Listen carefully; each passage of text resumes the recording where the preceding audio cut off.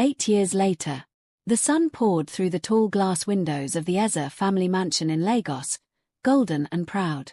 Inside, the air buzzed with laughter. It was Whitney's 8th birthday, and the Ezes never did anything halfway.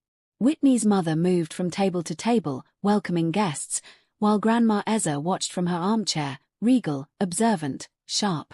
The family was powerful, old money, the kind that lived behind high gates and long secrets. Whitney had been bubbling with excitement for days. "Mummy, my friend Elizabeth looks just like me. You'll see." Her mother laughed it off until the guests arrived. When the gate opened, a sleek black car rolled in. 2 children stepped out, a girl and a boy, twins, polite and beautiful. Whitney ran to meet them, her laughter echoing. "They're here. They're here." Whitney didn't even wait for the door to close behind them. She held Elizabeth's hand tightly, almost too tightly, and led her into the living room where the chatter of cousins and uncles buzzed like a busy marketplace.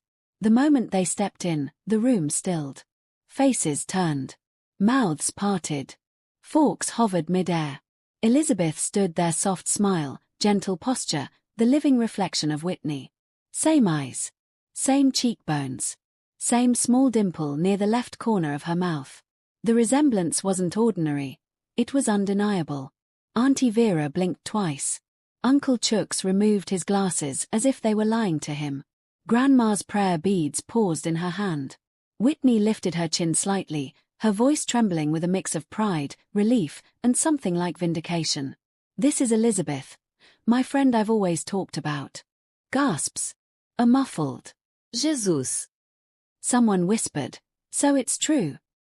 But before the room could gather itself, the door opened again. Ethan stepped inside. Tall, composed, warm-eyed, like someone who had walked through storms and learned how to remain kind. He stopped the moment he saw the room full of staring faces. Then his gaze found the 2 young girls in front. "Elizabeth," he called softly, "Whitney." The room went silent enough to hear the ticking clock on the dining wall. If the resemblance between the girls had shaken the room, Ethan's presence absolutely shattered it. He stepped into the living room, the late afternoon light catching his features, calm, assured, quietly observant. There was something about him that made people look twice. Not because they recognized him, but because he carried a familiar softness in his smile, a warmth that felt like memory, even if no one could place it. It was the kind of face that made you pause and wonder, "Have I met him before?" Even when you were certain you hadn't. The family stared not in recognition, but in unsettled wonder. Whitney's mother was the first